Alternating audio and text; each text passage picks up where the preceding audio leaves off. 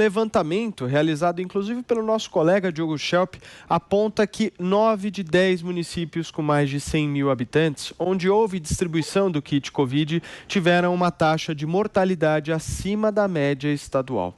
O município de Parintins, no Amazonas, foi a única exceção.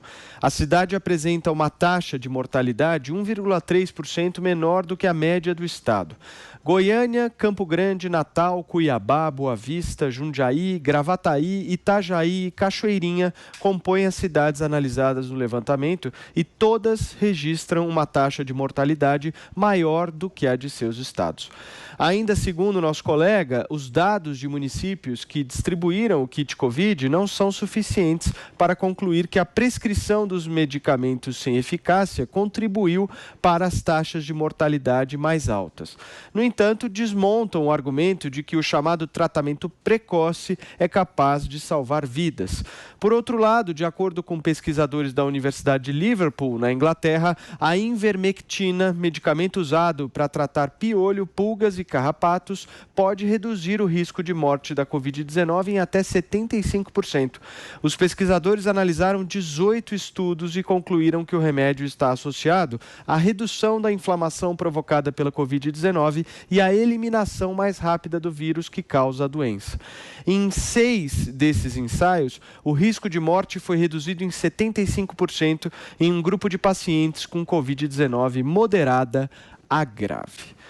Vamos começar então com quem fez esse estudo para explicar um pouquinho para a gente como é que ele chegou a essa conclusão. Diogo? Então, Paulo, esse levantamento, essa reportagem que eu fiz, começou motivada por um leitor, né? Um leitor meu. Eu tinha noticiado no início desse mês, eu noticiei que Porto Alegre, o novo prefeito de Porto Alegre, resolveu fazer uma encomenda grande aí de hidroxicloroquina, ivermectina e azitromicina para fazer uma distribuição ali na cidade de Porto Alegre desses remédios, né, para fazer o chamado tratamento precoce. E aí um leitor que é defensor do kit Covid, ele escreveu assim, olha, por que não pega as cidades que têm o kit Covid e vê o que aconteceu com as mortes por Covid? Eu achei a provocação muito boa, achei a ideia muito boa e fui fazer um levantamento. Então eu fiz um corte, peguei cidades com mais de 100 mil habitantes, né, aquelas que eu consegui comprovar, são mais de 300 cidades no Brasil que têm esse número de habitantes, peguei aquelas que eu consegui comprovar que havia tido distribuição do kit Covid no ano passado, né? Não adiantava ser só esse ano, peguei as que tinham essa distribuição do ano passado e fiz ali, não deixei nenhuma de fora, todas as que eu consegui comprovar que houve essa distribuição, eu coloquei no levantamento e comparei então a taxa de mortalidade dessas cidades com a média estadual, né? É uma reportagem, não tem pretensão de ser um artigo científico, por isso que eu faço ali a ressalva, que para ser um artigo científico teria que pegar todas as cidades do Brasil, fazer uma regressão múltipla, enfim, né, com variáveis, comparando com outras variáveis que podem impactar. Então, o que dá para dizer, e a conclusão que dá para dizer é isso, né, que você falou, não dá para dizer que essa taxa mais alta de mortalidade não está necessariamente vinculada ao fato de que há o kit Covid. Mas, certamente, nestas cidades analisadas, a existência da distribuição do kit Covid não foi suficiente para reduzir a taxa de mortalidade. Sobre o estudo, esse estudo citado sobre a ivermectina, preciso olhar os detalhes, tá? Esse é um estudo, não é um ensaio clínico, duplo cego randomizado, como normalmente se espera para considerar uma prova científica da eficácia de um remédio. O que ele faz é fazer uma meta-análise de vários estudos publicados em revistas, algumas das quais não são tão certificadas, né, com tanta credibilidade, e muitas dessas pesquisas no qual se baseou esse artigo foram publicadas em preprint, ou seja, elas não passaram pela revisão de outros cientistas, né? Ainda assim, o próprio artigo citado na reportagem, ele afirma, na sua conclusão, o seguinte, que antes de as autoridades darem o aval para o uso da ivermectina, são necessários ensaios clínicos randomizados mais robustos. Então, o artigo não sugere que as autoridades autorizem ou recomendem esse medicamento ainda, né? Sugere que se façam novos estudos. Por último, um último comentário é que os estudos que o artigo analisou, eles foram feitos em pacientes em estado moderado ou grave, ou seja, não entra na categoria de pacientes leves ou estágio inicial da doença, que seria aí o que normalmente aqui no Brasil se recomenda erroneamente para tratamento precoce. Vai lá, Constantino. Vamos lá, Paulo, com todo respeito ao colega que fez o estudo, né? Vamos mostrar a quantidade de problemas que existe nessas narrativas, nessas guerras de narrativas, porque o debate sério está interditado no país, né, sobre a ciência, né? Então, muita gente confundindo o que é ciência. Aliás, o Diogo mostra bem as fragilidades de alguns estudos, mas, ao mesmo tempo, nós aceitamos, assim, eu digo muitos na imprensa, né? Não é exatamente o meu caso, aceitamos de forma muito pouco crítica que as vacinas são a cura. Vacinas que estão em experimentação e que não passaram por todo o rigor que estão exigindo desses tratamentos precoces, né? Então, ambos estão em experimentação, mas, curiosamente, cobram, de um lado, o máximo possível de robustez do randômico, duplo cego e tudo mais, e o tempo e a amostra com todo cuidado para não haver problemas, e do outro lado é isso aí, veio 50%, não temos ainda uma grande amostra de pessoas do placebo que ficaram em estado grave para comparar, mas vamos que vamos, é uma panaceia, vai salvar vidas e temos até que abrir as pernas para a China, senão ferrou. Então isso tem me incomodado bastante, né? Porque eu gosto de debater. Eu não gosto de acatar quem monopoliza a ciência. Então, eu quero apontar alguns problemas desse estudo, dessa reportagem, que o próprio autor, como acabou de falar, reconhece não ser científico e, de fato, não é mesmo. Só que eu discordo que ele desmonta o argumento, né, que ele diz que desmonta. Em primeiro lugar, a amostra é muito reduzida, né? Os números que ele conseguiu confiar são 10 cidades, isso é um negócio que é muito pouco representativo. Segundo, nós temos um problema muito grave reconhecido pela própria OMS, que é a questão da confiança no diagnóstico, né? O PCR, muitas vezes, feito nesses testes, aponta um falso positivo. A OMS reconheceu esses dias esse problema. Então, nós estamos tateando no escuro quando o assunto é essa pandemia, até hoje, porque por pressão, né, política e tudo, muita gente está sob a influência de dar logo o diagnóstico de morte por Covid, né? Coisas que, por exemplo, a gente não tem certeza e por aí vai. Então, primeira questão, além da amostra reduzida, é a confiança do diagnóstico, né? A segunda questão é que o critério utilizado pelo colega é a de cidade que distribuíram o kit. Bom, eu tenho algumas questões aqui, né? Primeiro, distribuir kit não é a mesma coisa que consumir o kit. Então, não sabemos se houve o devido consumo desse kit. Outro aspecto é qual exatamente o kit, né? Tem gente, por exemplo, porque isso é na base de pergunta, às vezes. Então, você toma o remédio preventivo e tudo. Tem gente que toma a ivermectina de forma profilática, por exemplo, e acha que isso é análogo ao tratamento precoce que é recomendado por muitos médicos. Não é verdade. Basta conversar com médicos para saber. Inclusive, tem conselhos regionais de medicina, como é o caso de Sergipe, que tem lá a posologia e o que seria o tratamento, isso tudo assinado por muitos médicos, especialistas, não por jornalistas. Outro aspecto, né, é qual o prazo dos sintomas, porque todo mundo que vem defendendo, dentro da medicina, os especialistas, que vem defendendo o uso do tal tratamento precoce, do kit, né, é muito enfático essa turma toda ao dizer que é muito importante tomar logo nos primeiros dias, né? Não esperar. Então, por exemplo, a hidroxicloroquina e tudo, se esperou 5 dias e tudo, já não seria eficaz, segundo os defensores do tratamento precoce, né? Então, isso também é muito importante saber qual foi o prazo, em que situação essas pessoas tomaram, né? Bom, aí vem alguns outros contra-exemplos, né? Porto Feliz, que é uma cidade de São Paulo, que tem um prefeito médico que defende esse caminho, ela tem um número muitíssimo menor de óbitos do que outras várias cidades no estado. Eu conversei com um infectologista que cuida da área de Natal, por exemplo, no Rio Grande do Norte. Ele apresentou alguns pontos, né, delicados desse estudo, e um dos exemplos que ele deu é o seguinte: Natal recebe gente em estado mais grave, né, de outras cidades, por ter uma infraestrutura melhor. Então, isso é outra coisa que pode poluir também a conclusão, porque a cidade recebe gente, vai a óbito, e isso é levado a uma conclusão que não faz muito sentido. Olha, tem mais coisas que podiam ser apontadas aqui, eu não vou me alongar muito, porque acho que já deu para ver que é um estudo frágil. Isso não é conclusivo e muito menos dá para dizer que desmonta qualquer coisa que seja, que tem vários especialistas sérios defendendo com base empírica, observando, né, o resultado e tudo mais. Quero chamar a atenção que agora mesmo já tem a notícia de que Israel constatou, né, que a primeira dose da vacina se mostra menos eficaz do que era o esperado, né? E quero mostrar uma outra reportagem que mostra no G1 a valorização dos laboratórios todos envolvidos na produção dessas vacinas, né? É uma coisa impressionante, a quantidade de dinheiro que elas se valorizaram, né? Então, assim, nós temos que levar tudo isso em conta.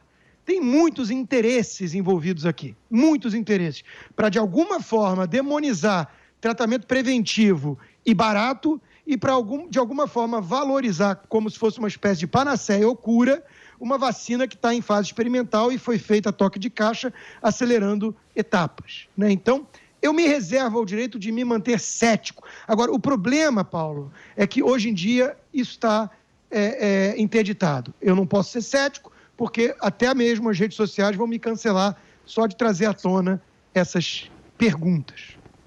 Mark Souza, em seguida, o Diogo Schelp. Olha, eu acho boa a iniciativa do Diogo em fazer esse levantamento, porque toda busca de dados que retrata a realidade nos ajuda a entender o que está acontecendo. Mas eu confesso que concordo com vários levantamentos aí apontados pelo Constantino. Acho que o próprio Diogo falou, é uma reportagem, é frágil, e para mim ficou claro que ela traz dados inconclusivos, né? O próprio Diogo coloca ali, entre as suas conclusões, que ninguém morreu por tomar o kit Covid, né? A medicação preventiva. Isso é importante dizer, né? Ninguém ficou desassistido porque o poder público naquela cidade optou pelo tratamento preventivo. Mas eu acho que eu queria tocar num outro ponto que eu acho importantíssimo dentro desse debate, que é o papel da ciência. Esse é um debate importante. O Constantino falou que a gente está tateando no escuro e eu concordo com ele. E tem muita gente com verdade absoluta, o que é risível, porque quem defende a ciência não pode se basear em verdade absoluta, isso não existe. Pelo contrário, o papel da ciência é outro, é questionar, é duvidar, é aprimorar o que está estabelecido. Então, o levantamento mostra, no fim das contas, que os medicamentos do kit não mataram ninguém. E veja, por outro lado, pesquisadores de 12 países estão sugerindo aí que a ivermectina pode ter sim um papel importante na redução de mortes por Covid. O estudo está muito incipiente, ainda está. Foi publicado essa semana. Então, a ciência tem o tempo dela também para validar as coisas. Mas essa sugestão também tem que ser acatada. Estou falando isso porque não há verdade absoluta que o remédio não funciona, como também não há que ele funcione totalmente. Então é isso que nós temos que nos basear. A ciência vai e volta e isso é normal, porque eu reforço, não tem verdade absoluta em pesquisa científica. A cloroquina, que é o princípio ativo aí de um dos medicamentos, é usada pelos índios peruanos desde o século 17. Eles tiravam lá a casca de uma árvore chamada chinchona e faziam um extrato para tratar aí febres e calafrios. Não foi inventada pelo Trump ou pelo Bolsonaro, como muita gente acha. Mas me parece pelo menos, que desde o início, parte da classe científica politizou esse tema, porque já rechaçou a cloroquina de bate-pronto, antes da própria pesquisa mostrar se realmente o remédio funciona ou não. Já houve veto por questões políticas e aí foram apenas buscar a prova de que não funciona. Você entende o problema disso? Você não é sério na pesquisa, porque você já parte de um pressuposto estabelecido, apenas para comprovar o que você já acha. Ciência séria não faz isso. A ciência séria investiga e vai chegar à conclusão com base dos fatos apresentados ao longo da pesquisa. Isso é antiético, é imoral e não é ciência. Quem faz pesquisa já com o resultado final na cabeça, faz militância, não faz pesquisa científica. É por isso que não se pode politizar remédio, não dá para politizar remédio. Quem decide o que prescrever é o médico, quem decide o que tomar é o paciente. essa relação tem que ser preservada e a ciência real é a ciência que provoca pesquisa e chega a conclusões próximas da realidade. Não embarque em narrativas políticas. Vai lá, Diogo. Bom, só um pequeno comentário sobre o que o Mark falou, depois eu vou falar mais sobre o que o Constantino apontou aí sobre esse levantamento, tá?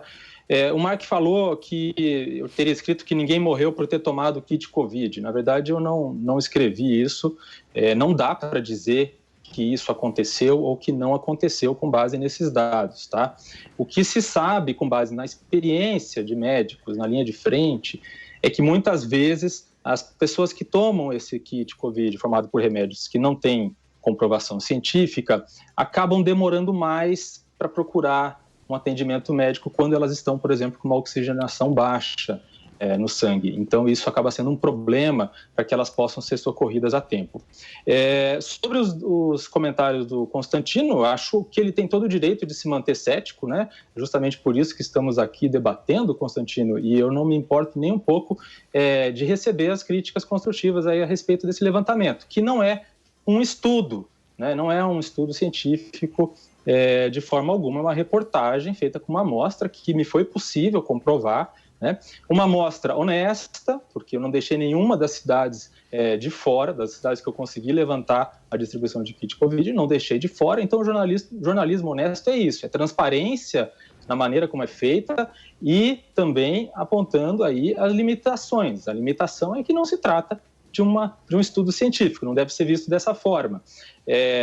Quanto ao consumo do kit, a informação que eu consegui levantar é que todas essas 10 cidades, as prefeituras, elas indicavam que os médicos seguissem o protocolo do Ministério da Saúde. Então, há um protocolo do Ministério da Saúde de meados do ano passado que indica ali as dosagens que devem ser dadas desses medicamentos e é isso que as prefeituras orientam os médicos a fazer e a adotar, né, e a prescrever para os pacientes.